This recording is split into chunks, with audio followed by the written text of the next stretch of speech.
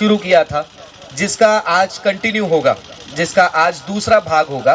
तो जो कल नहीं आए, अगर बीच में से आपको मैं सुनाऊंगा तो आपको पता नहीं चलेगा। ठीक इसी प्रकार क्या बन रहा है स्टव में आपको पता नहीं, आप अचानक से आ गए, बर्तन देखा कुछ तो उबल रहा है, सीधा उठाकर शक्कर डाल दिया, फिर आपकी बीवी ने आपको मार दिया कि क्या तुमने चावल में उठा के शक्कर डाल दिया, चावल उबाल रही थी मैं। तो ऐसा नहीं हो जाना चाहिए। कल क्या हुआ पता नहीं, और आज के संदेश में बीच में अगर आप सुने कुछ और मीनिंग निकल जाएगा, कुछ और अर्थ आ जाएगा और समझ नहीं पाओगे। तो कल शाम को मैंने एक सवाल शुरू किया था, सबसे पूछा क्या आप प्रभु से प्रेम करते हैं। तो बहुत सारे लोगों ने, सब लोगों ने कहा हम प्रभु से प्रेम करते हैं। तो फिर मैंने उनसे पूछा अगर आप प्रभु से प्रेम करते हो तो कैसे प्रेम करते हो।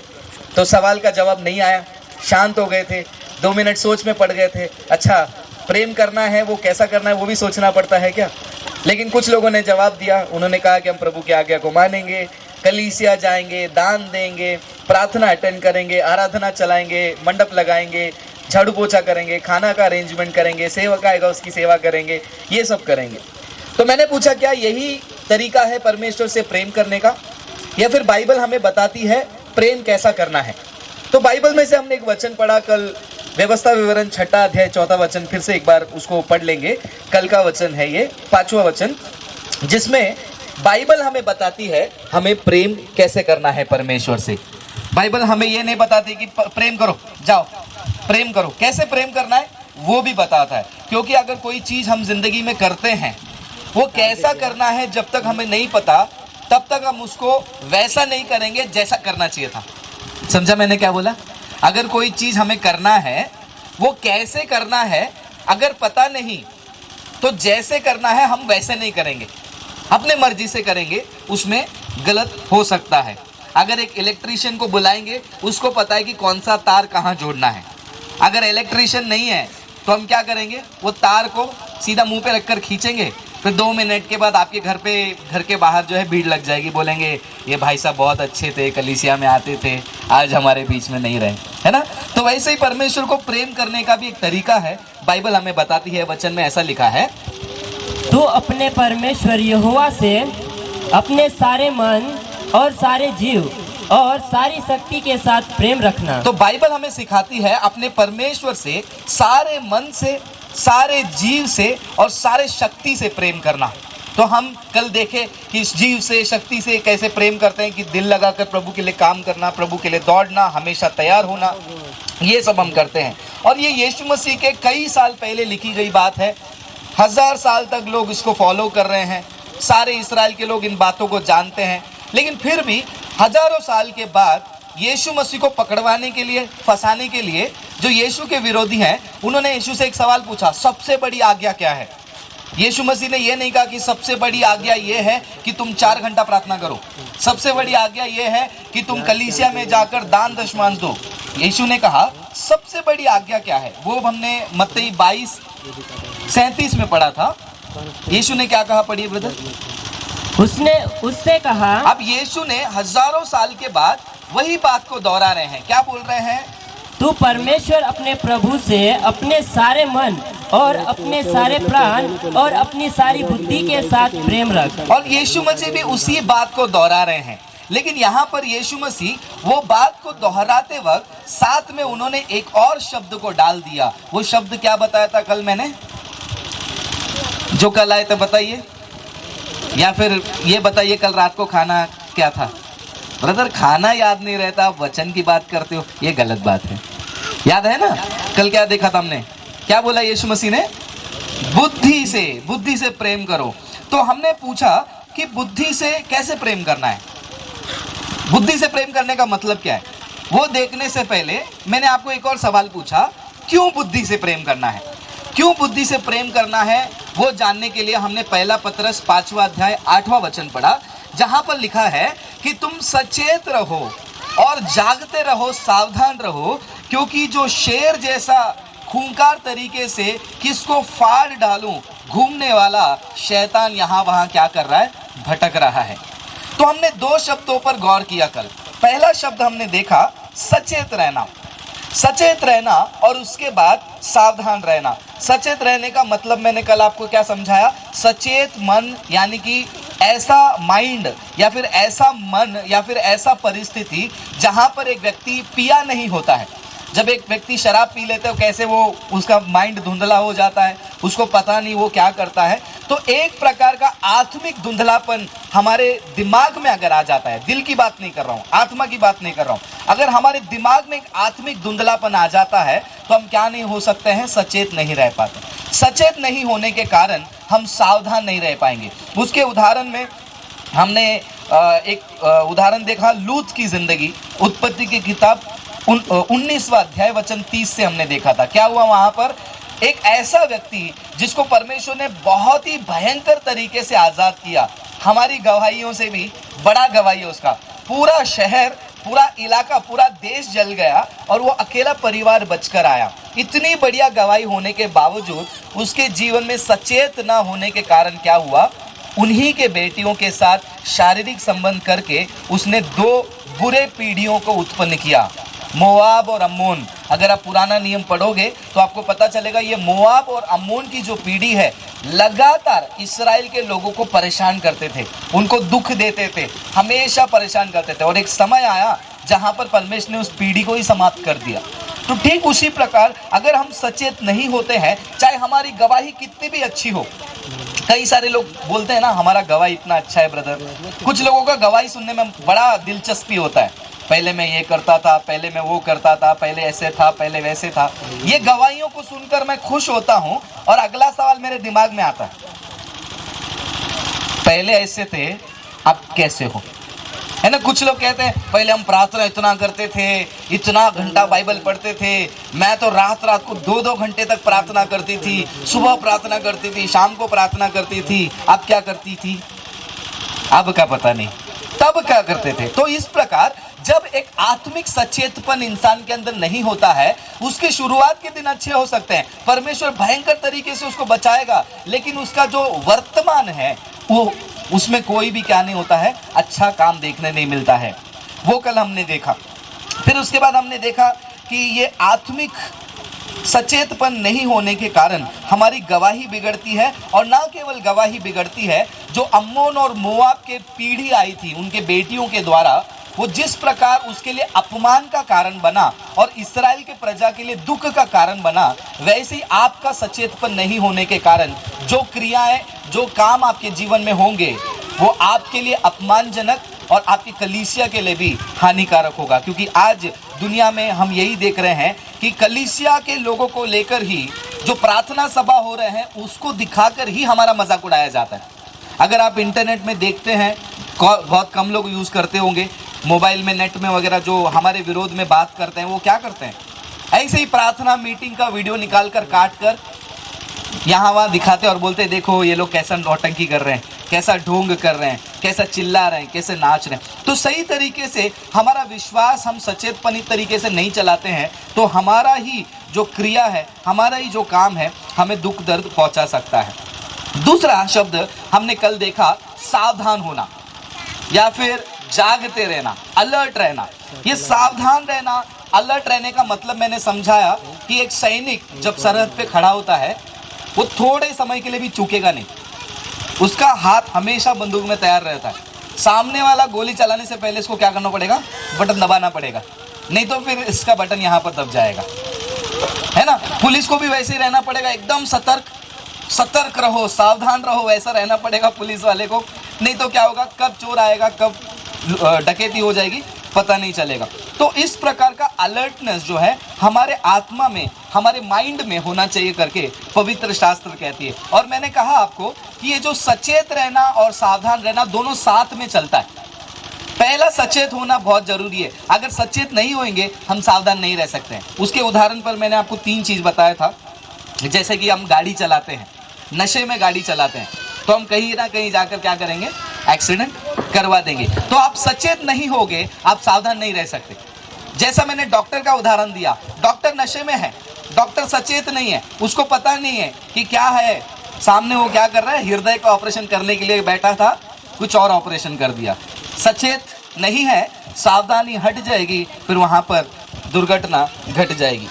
तीसरा एग्जाम्पल मैंने दिया, शराब पिया हुआ डॉक्टर या फिर शराब पिया हुआ पुलिस वाला या फिर शराब पिया हुआ कोई व्यक्ति सैनिक है, वो नहीं, मिलिट्री में शराब पीकर सोल्जर को नहीं रखते, पुलिस को शराब पीकर उसको घूमने के लिए नहीं भेजते हैं, क्योंकि वो काम नहीं कर पाएगा। ठीक उसी प्रकार अगर हमारा आत्मिक सचेतपन जो माइंड से शुरू होता है, अगर हमारा बुद्धि सचेत नहीं है तो क्या हो सकता है, हम सावधान नहीं रह सकते। हमारे बुद्धि के सचेतपन को क्या क्या बिगाड़ता है, कुछ चीज़ें मैंने आपको बताई। पाप है, व्यभिचार है, जिसके बारे में लगातार आप प्रचार सुनते हो, कलीसिया में प्रचार सुनते हो, आपके पास्टर सुनाते होंगे, मोबाइल में देखते होंगे, दूसरे कन्वेंशन में आप 4-5 दिन के बाद कुछ और कन्वेंशन आएगा, वहाँ पर जाकर बैठेंगे, वहाँ से सुनेंगे। लेकिन ज़्यादातर क्या आप नहीं सुनोगे, आप क्या नहीं सुनोगे मैं वो बता रहा हूँ। आप कोई भी मीटिंग चले जाओ, कोई भी प्रार्थना सभा चले जाओ, ज़्यादा से ज़्यादा आपको पाप, व्यभिचार, इन्हीं चीज़ों पर प्रचार किया जाता है। सही बोल रहा हूँ, सही बोल रहा हूँ। और ये जरूरी है, ये होते रहना चाहिए, ये रुकना नहीं चाहिए। लेकिन दुख की बात ये है, ज़्यादा इसी पे बात हो रही है। एक और भाग है जिसको नज़रअंदाज करने के कारण इंसान को पता ही नहीं चल रहा है कब उसका सचेतपन चला गया। जैसे लूत के जीवन में हमने देखा, उसको पता ही नहीं था बड़ी बेटी कब आई, कब लेटी, कब उठ के गई, दूसरी बेटी कब आई, कब लेटी, कब उठी, पता ही नहीं चला। ठीक उसी प्रकार हम सुनते रहेंगे लेकिन हमें पता नहीं चलेगा। वो दूसरा भाग क्या है, झूठे विश्वास। कलीसिया में होने वाली कुछ बातें जो हमारे मन को, हमारे बुद्धि को इतना धुंधला बना देगी। वो आराधना के जरिए आ सकता है, वो संगीत के जरिए आ सकता है, या फिर हम चिन्ह, चमत्कार, शायरी, जो अलग अलग बातें हम देखते हैं। आज जैसे मैंने कल बताया, ये जो स्टेज हो गया है, ये प्रचार का मंच कम और ज़्यादा क्या बन गया है, एंटरटेनमेंट का मंच, मनोरंजन का मंच। प्रार्थना सभा में जाएंगे, क्यों जाएंगे प्रार्थना सभा में, वहां पर जाएंगे, वो आराधक आएगा, मस्त नचाएगा। जवानों को ऐसा आराधना पसंद है, अरे वहां पर गिटार लेकर आते हैं, पूरी टीम आती है, वो 2-3 दीदियां आती है, 2-3 भैया आते हैं, मस्त मुंबई से आते हैं, मस्त गिटार बजाते हैं, एलईडी लगता है, सब मिलके नाचते हैं, कितना आनंद आता है। यहाँ पर बदलावट का मंच नहीं है, ये क्या हो गया है, मनोरंजन का मंच। जानती नहीं कलीसिया, ये मंच से लोगों की आत्मिक उन्नति होनी चाहिए। आत्मिक उन्नति के बजाय केवल चिन्ह, चमत्कार, इन्हीं चीज़ों पे है। चिन्ह चमत्कार जरूरी है कि नहीं कलीसिया के लिए? बहुत जरूरी है, आपके लिए भी जरूरी है, मेरे लिए भी जरूरी है। चंगाई मेरे लिए भी जरूरी है, आपके लिए भी जरूरी है। लेकिन अगर आप खाना खाने बैठोगे, केवल आपको मैं चावल ही दे दूं, चलेगा? आप बोलोगे यार खाली चावल को क्या करेगा मैं। अगर आपको चावल नहीं दूंगा, सिर्फ सालन दे दूंगा, चलेगा? कितना पियोगे, लूज मोशन हो जाएगा। तो आप बोलोगे नहीं मुझे चावल चाहिए, मुझे क्या चाहिए, सालन चाहिए। फिर आप नमक भी मांगोगे, बिना नमक का आप नहीं खाओगे। फिर आप बोलोगे उसमें तीखा सही होना चाहिए, मसाला सही होना चाहिए, सब कुछ मिलके आना चाहिए, बराबर।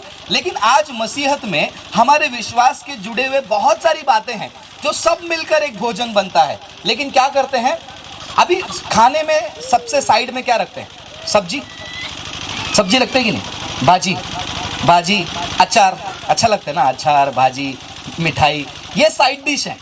वैसे ही कलीसिया में और विश्वास में भी कुछ साइड डिश होते हैं। आराधना जो है वो साइड डिश है। मिठाई, जब खाना खाते हो मिठाई रखते हैं ना, एक पेड़ा रखते हैं या फिर थोड़ा सा खीर रख देते हैं। पूरा का पूरा खाना बना के उसको खा सकते हैं क्या? आप बहुत भूखे हो, आपको किसी के दावत में बुलाया, किसी ने बोला कि हमारे घर पे दीदी आ जाओ खाना खाने, आप जाकर खाना खाने बैठे हो और आपको पूछ रहे हैं आपको खीर पसंद है? हाँ खीर तो मेरा फेवरेट है। पूरा हंडी उठाकर रख दिया आपके सामने, ये लो पियो। बोले ठीक है, खाना खा के बाद पीऊँगी ये। बोले नहीं, आपका यही खाना, यह तो आपका फेवरेट है ना। ठीक उसी प्रकार हमारा आत्मिक यानी कि हमारा जो बुद्धि का जो धुंधलापन है, ठीक उसी प्रकार जहाँ पर चिन्ह, चमत्कार और चंगाई और आराधना, ये सब स्वीट डिश है, ये मिठाइयाँ हैं, बहुत मीठी लगती है, बहुत अच्छा लगता है। आराधना मीठा लगता है, चंगाई मीठा लगता है, सब कुछ है। लेकिन मिठाई हमारा मुख्य भोजन नहीं बन सकता। और ये बनने के कारण आज क्या हो गया है, ज़्यादा मिठाई खा कर जैसा एक इंसान को डायबिटीज़ हो जाता है, उसको पता नहीं चलता है, वैसे कलीसिया को भी डायबिटीज़ होने लग गई है, शुगर की बीमारी, उसको पता ही नहीं चल रहा है, उसका पेट कब बड़ा हो गया है, वो कितना ये हो गया, फैल गया, उसको पता ही नहीं चलता है। बाद में जब डॉक्टर बोलता है कि भाई साहब तुम्हारे अंदर चर्बी बहुत ज़्यादा हो गया है, अब तुम्हारा ऑपरेशन करना पड़ेगा, तब बोलता है अरे बाप रे, मुझे नमक कम करना पड़ेगा, शक्कर कम करना पड़ेगा। आत्मिक जीवन भी इतना, आपका बुद्धि इतना धुंधला हो जाएगा, एक दिन आत्मा इतना चर्बी से भर जाएगा ना, फिर बाद में बोलेंगे नहीं नहीं भैया अभी तो मेरे को मन फिराना है, अभी तो मुझे ये सब नहीं करना है, तब तक बहुत देरी हो जाती है। जैसा शरीर में हार्ट की बीमारी आ जाती है, वैसे बाइबल कहती है हृदय में भी एक रोग लग जाता है, असाध्य रोग लग जाता है। तो इसीलिए हमें बहुत ही सावधानी से देखना है कि हम किन बातों में सचेत हैं। तो आप पूछेंगे कल शाम से ब्रदर आप बता रहे हो कि सचेत रहो, सावधान रहो, किन बातों में सचेत रहना है, वो आज हम देखने जा रहे हैं। तो मैं आशा करता हूँ कल जो लोग नहीं आए थे उनको समझ में आ गया होगा कल हमने क्या देखा, पीछे वाले समझ में आ गया, ओके। और जो लोग कल आए थे आप लोगों को भी थोड़ा आइडिया आ गया होगा, वापस से याद आ गया होगा, आया नहीं आया, आ गया। कल हमने 1 घंटे में जो देखा वो मैं आपको 10-15 मिनट में अभी समझाया हूँ। अब सवाल ये है कि हमारे मन को, यानी कि हमारा, जब मैं मन ये शब्द का इस्तेमाल करता हूँ समझ लेना मैं इसकी बात कर रहा हूँ, ठीक है। वो बुद्धि बोलने में थोड़ा मेरा जबान लड़खड़ा रहा है इसलिए मैं मन बोल देता हूँ, ठीक है। कोशिश करता हूँ, हमारे बुद्धि को सचेत रखने के लिए क्या करना चाहिए, बाइबल हमें बताती है। हमें बाइबल से बाहर कहीं पर भी नहीं जाना है, ना हमें भावनाओं में बहना है, ना हमें किसी के अनुभवों में बहना है। क्योंकि जब कलीसिया में मीटिंग में प्रचार होता है, ज़्यादातर एक दुख भरी बात मुझे देखने मिलती है, वो ये है प्रचारक वचन से कम अपने अनुभव से ज़्यादा बात करते हैं। एक बार ऐसा हुआ था, मैं वहाँ पर गया, लोग आए, ऐसा घटना हुआ, मैंने प्रार्थना किया, प्रभु ने ऐसा किया, और मैं विश्वास करता हूँ प्रभु आपके जीवन में भी ऐसा करेगा। वो अनुभव से नहीं। मैं एक जगह पे बैठा था, मैं प्रार्थना कर रहा था कि प्रभु कुछ तो बताओ कि आज मैं क्या बताऊं।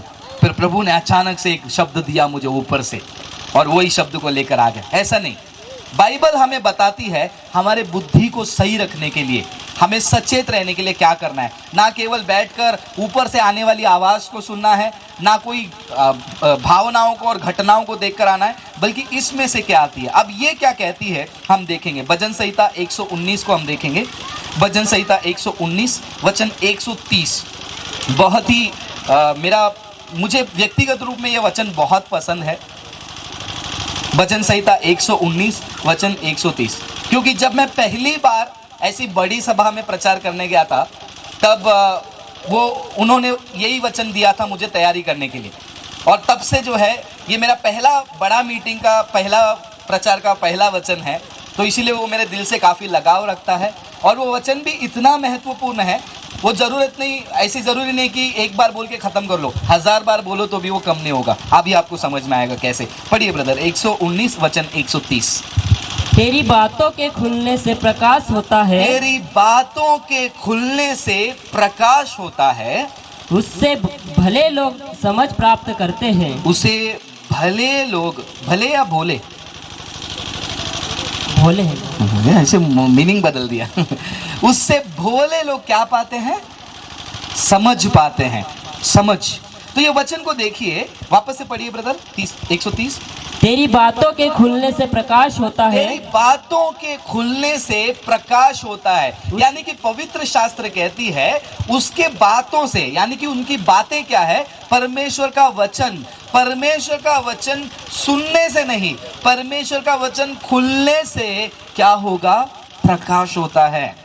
तो कल से मैं एक बात को बार बार दोहरा रहा हूं, प्रभु को अपने बुद्धि से प्रेम करो, प्रभु को अपने बुद्धि से प्रेम करो। सवाल आपका था क्यों, उसका जवाब हमने अब तक देख लिया। क्यों करना है, क्योंकि हमें सचेत रहना है। क्यों करना है, हमें जागते रहना है। अब बात है हम परमेश्वर को अपने बुद्धि से कैसे प्रेम करें। परमेश्वर से बुद्धि से प्रेम करने के लिए आपको अपना सर दीवार में नहीं पटकना है। पटकते रहोगे, जब सर में दर्द होगा हालेलुया बोलना है, हो गया बुद्धि से प्रेम। ऐसा नहीं है। अगर परमेश्वर को बुद्धि से प्रेम करना है तो वचन कहता है उसके बातों के खुलने से, उसके वचन के खुलने से हमें क्या मिलती है, रोशनी मिलती है। और वचन का दूसरा भाग कहता है वो वचन के खुलने से भोले लोग क्या पाते हैं, समझ पाते हैं। समझ इधर आता है या इधर आता है, बताओ, समझ किधर आता है, कोई ऐसा बोलता है क्या, समझ गया समझ गया, आप जो बोल रहे हैं मैं समझ गया, ऐसा कोई बोलता है? आप लोग क्या बोलते हो किसी से बात करते समय, आप जो बोल रहे हो ना मुझे समझ में आ गया। टीचर भी यही बोलते हैं ना, समझ में आ रहा है कि नहीं, या टीचर ऐसा बोलती है समझ में आया क्या? समझ इधर नहीं आता है, समझ किधर आता है, इधर आता है। तो परमेश्वर से प्रेम करना है पूरे बुद्धि से, तो वचन कहता है यहां पर समझ कब खुलेगा, समझ कब आएगा, जब परमेश्वर का वचन खुलेगा। क्या खुलने से? चमत्कार खुलने से। क्या खुलने से? तेल लगाने से। क्या खुलने से? 8 घंटे का आराधना से। क्या खुलने से? दान देने से। क्या खुलने से? अन्य भाषा बोलने से नहीं। क्या खुलने से? परमेश्वर का वचन खुलने से। अब ये जो शब्द इस्तेमाल किया है ना, ये बहुत ही बढ़िया शब्द है, सुनने में मासूम लगता है ये वचन। भोले लोग क्या पाएंगे, समझ पाएंगे। भोले लोग हैं ना, भाई कितने नादान लोग हैं, भोले लोग हैं। अगर ये भोले शब्द को मैं उसके ओरिजिनल भाषा, यूनानी भाषा, ग्रीक भाषा में पढ़ूं, उस वचन का मतलब क्या है मालूम है? उस शब्द का एक और अर्थ भी है, अज्ञानी या फिर मूर्ख या फिर साधारण लोग। अब ये वचन को कैसे पढ़े? उसके वचन के खुलने से प्रकाश होगा और मूर्ख लोग समझ पाएंगे। अरे मूर्ख लोग कौन है? ये मूर्ख थोड़ा ज़्यादा भारी शब्द हो गया, इसलिए साधारण शब्द, इसका समझाने के लिए मैं आपको एक उदाहरण देता हूँ। ये किस प्रकार के लोगों के बारे में बता रहा है भजन संहिता में? ये वो लोग हैं जो उनका दिमाग खुले मैदान के समान है। उनका दिमाग कैसा होता है? उनका बुद्धि खुले मैदान के समान है। आप जाकर आप वहाँ पर जो दाना डालोगे वो उसको पकड़ लेगा और उसको उगाने लग जाएगा। अब ये खेत है, खुला खेत है, यहाँ पर मैं चावल उगा सकता हूँ? मुझे नहीं मालूम, मैं गांव के यहाँ से नहीं हूँ। चावल उगा सकता हूँ क्या मैं खेत में? उगा सकता हूँ कि नहीं? हेलो बोलो, मुझे नहीं मालूम, मैं पूछ रहा हूँ। हाँ, उगा सकते हो कि नहीं चावल? चावल नहीं उगेगा इधर, क्या उगेगा यहाँ पर? है गेहूँ। गेहूँ उगेगा बोल रहे हैं। और क्या उग सकता है? कपास। कपास उग सकता है। और क्या उग सकता है? सोयाबीन। सोयाबीन उग सकता है। और दादर। हाँ, दादर। दादर, हाँ, वो क्या होता है? पता नहीं, जो भी होगा। मुंबई में दादर नाम का स्टेशन है, ट्रेन स्टेशन है, मतलब दादर उग जाएगा यहाँ पर, बढ़िया हो जाएगा गाँव के लिए। हाँ जी, जवार का जैसा हो, इसको दादर बोलते हैं। बहुत बढ़िया, कुछ नया सीखने मिला आज। चलो, तो यानी कि एक जमीन है, ये खुला जमीन है, आप यहाँ पर जो बोएंगे वो उगने लगेगा, है ना? तो बाइबल में 119वां अध्याय वचन 130 में उस प्रकार के लोगों के बारे में बात कर रहा है जिसका दिमाग खुला पड़ा है। जो कोई बातें उसके दिमाग में डालोगे ना, वो कुछ सवाल नहीं पूछेगा। अब ये जमीन बोलेगा क्या आपको, मैं खाली ज्वार उगाऊंगा, यहाँ पर गेहूं नहीं लगा सकता तू, नहीं बोल सकता ना जमीन। उसको क्या है, बोलेगा आ जाओ, खुला जमीन हो, आओ गुरुजी, दाना डालो, अच्छा पानी डालो, डालो डालो, उगना है ना, उग लेंगे, कोई चिंता नहीं। कितने 3 महीने में उगना है? अरे उग जाएंगे यार, पानी सही से टाइम डाला करो। वो जमीन है, खुला जमीन है। आज बहुत सारे विश्वासियों का जो दिमाग है ना, बाइबल यही कहती है, ये वो भोले लोग हैं। ये भोले लोगों को समझ कब नहीं आएगी? जब तक वचन का प्रकाश उनके ऊपर नहीं खुलेगा। जब तक वचन नहीं खुलेगा तब तक वो प्रकाश नहीं आएगा। जब तक वो प्रकाश नहीं आएगा इनको समझ नहीं आएगी। कौन है ये लोग? ये वो लोग हैं जो हर बातों को सुन लेंगे। ये मीटिंग में भी बैठ जाएंगे, दूसरे मीटिंग में भी चले जाएंगे, यहाँ पर आकर बोलेंगे ये भैया ने बहुत अच्छा प्रचार किया। फिर 4 दिन के बाद एक और मीटिंग होगी, वहाँ पर एक घुंघरू बाल वाले एक अंकल आएंगे, वो आकर शेर व शायरी करेंगे स्टेज पे, वहाँ पर भी जाके बैठ जाएंगे। फिर एक और दाढ़ी वाले भैया आएंगे, वो कहेंगे कि ऐसा मत करो, वहाँ पर जाके बैठ जाएंगे। ये वो विश्वासी लोग हैं जो हर जगह अपना जगह बनाएंगे। यहाँ पर भी बैठ गए, वहाँ पर भी बैठ गए, यहाँ पर। भाई परमेश्वर का ही तो काम हो रहा है ना, सभी लोग तो वचन से ही बोल रहे हैं, है ना? यही होता है। अरे वो भी प्रचार कर रहे हैं, आप भी प्रचार कर रहे हो, वो भी बाइबल से बोल रहे हैं, आप भी बाइबल से बोल रहे हो। शैतान ने भी बाइबल से ही बोला था हव्वा को। शैतान ने भी यीशु को बाइबल से ही बोला था। शैतान थोड़ी किसी और धर्म ग्रंथ में से लाकर बोला। शैतान थोड़ी बोला कि ये धर्म ग्रंथ में ऐसा लिखा है वैसा करो। उसने बोला पवित्र शास्त्र में लिखा है, तुम ऊपर से अपने आप को नीचे फेंक दो किसको बोला? किसने किसको कहा? स्कूल में आता ना, किसने किसको कहा? किसने किसको कहा? शैतान ने यीशु को कहा। क्या कहा? ऊपर से तुम नीचे फेंक दो। मैं नहीं बोल रहा हूं। कौन बोल रहा है? बाइबल बोल रहा है। यीशु मसीह ने क्या किया? अब भी दिखाता हूं, रुक जा। मेरे को चैलेंज करता है ऐसा बोल के यीशु मसीह ने कूदा? नहीं कूदा, है ना? तो ठीक उसी प्रकार यहां पर क्या होता है, वो विश्वासी लोग जिनके जीवन में, जिनके बुद्धि में जब तक परमेश्वर का वचन नहीं खुलता है, प्रकाश नहीं होता है, उन्हें समझ नहीं आता है। ये वो लोग हैं, जैसे मैंने कहा, हर बातों को सुनेंगे, इसीलिए उनको पता ही नहीं चलता है वो क्या गीत गाते हैं। मुझे नहीं पता आप लोग ये गीत को गाते हो क्या? फिर से वो आग बरसा दे, गाते हैं? मेरा आपसे निवेदन है वो गीत के बोल को समझे। वो गीत में कहा गया है फिर से वो आग बरसा, फिर से तूफान आ, चलो बढ़िया है। फिर से तू अभिषेक कर दे, बढ़िया है। आ पवित्र आत्मा, आ गए। कितने बार बुलाओगे? पेंतेकोस्त के दिन में आ गए, आ गए। अरे ब्रदर, ये तो इतना पुराना गाना है, आप ऐसे कैसे बोल सकते हो? यही मैं बोल रहा हूं, भावनाओं में जाने वाले लोग वो लोग हैं जो खुले मैदान हैं। इन्हीं के बारे में बाइबल का वचन कहता है भोले लोग, भोले लोग हैं जिनको समझ नहीं है कि क्या है। आ पवित्र आत्मा, आ पवित्र आत्मा। पवित्र आत्मा बोल रहे हैं कि जब तुमने उद्धार पाया, मैं तुम्हारे दिल में आ चुका हूं, अभी किधर बुला रहे हो मेरे को? उतरा उतरा उतरा, कहां से? है रूह पाक उतरा। कहां से उतरेंगे? उतर चुके हैं। बाइबल में लिखा है पेंतेकोस्त के दिन में वो हमारे लिए दे दिया गया है। बताइए, ऐसे अनेक गीत हैं जो हम जानते नहीं, हम गाते हैं। आप बोलेंगे फिर हम करें तो क्या करें, जाए तो कहां जाए? आप ही बताइए। आपको कहीं जाने की जरूरत नहीं, कुछ करने की जरूरत नहीं है। आपको क्या है, जैसे वचन में लिखा है, वचन के खुलने से क्या मिलेगा? प्रकाश मिलेगा। इसलिए मैं बोल रहा हूं, ये दिमाग में, ये बुद्धि का जो धुंधलापन है, ये यही धुंधलापन है, हमारे धुंधलेपन में रख देता है। कितने सारे लोग ऐसे बैठे होंगे आप में से जिनको लगता होगा, अभी मैं एक मीटिंग में गया था काफ़ी टाइम पहले, एक सिस्टर आई मेरे से बोले कि ब्रदर मैं प्रार्थना करती हूँ। मैं बोला कैसे प्रार्थना करती हूँ? मैं थोड़ा समय पिता से प्रार्थना करती हूँ, थोड़ा समय यीशु से प्रार्थना करती हूँ, थोड़ा समय पवित्र आत्मा से प्रार्थना करती हूँ। मतलब क्यों? नहीं, तीन हमारे परमेश्वर है ना, पिता पुत्र पवित्र, तो तीनों से मुझे प्रार्थना करना पड़ता है। मुझे नहीं पता आप में से ऐसे कितने लोग करते हैं। अगर करते हैं तो अभी भी आप कैसे हैं? भोले हैं। और ये भोला जमीन, ये भोला बुद्धि, वो खुला मैदान है, वहां पर कुछ भी उग जाएगा। आपका आत्मा कब बिगड़ जाएगा आपको पता ही नहीं चलेगा। समझ रहे हो मैं क्या बोल रहा हूं? हेलो, आपका दिमाग, आपका बुद्धि, शैतान बहुत प्यार करता है। मैं जवानों के बीच में दोपहर को बात करूंगा, लेकिन अभी भी एक शब्द को बोल देता हूं। सब लोग ने ये बात सुना होगा, जीसस लव्स यू।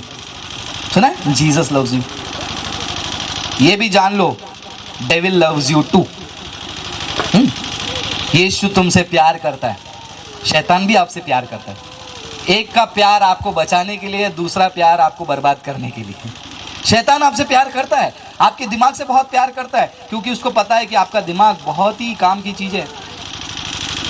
कल हमने यही देखा, जब हम झगड़ा करते हैं तो हम क्या बात करते हैं? मेरा दिमाग मत खराब कर। कुछ गुस्सा में आ गया तो मेरा दिमाग गर्म हो रहा है।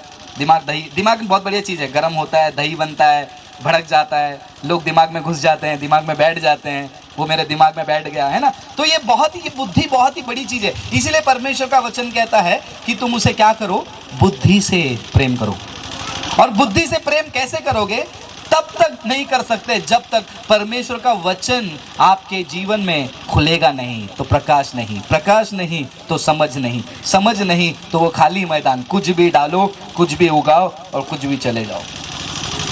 हमारे गीत किस प्रकार के हैं, हमारे प्रार्थना किस प्रकार के हैं। हमारे प्रार्थना कई बार मतलब के बिना प्रार्थना है। क्यों? क्योंकि वो भावनाओं से सीखे हैं, इन वचनों से खुला हुआ नहीं है। कैसा होता है हमारा प्रार्थना? प्रभु मेरे घर पे ये प्रॉब्लम है, अगर ये ठीक हो जाएगा ना, मैं 1001 रुपया दान दूंगा। प्रभु मेरा खेत का ये प्रॉब्लम चालू है, अगर ये ठीक हो गया ना, मेरा खेत का पहला उपज का 10,000 रुपये मैं दान में डाल दूंगा। आपको क्या लगता है प्रभु लेन देन का काम करने वाले बैंक का बिजनेस चलाते हैं? Jesus bank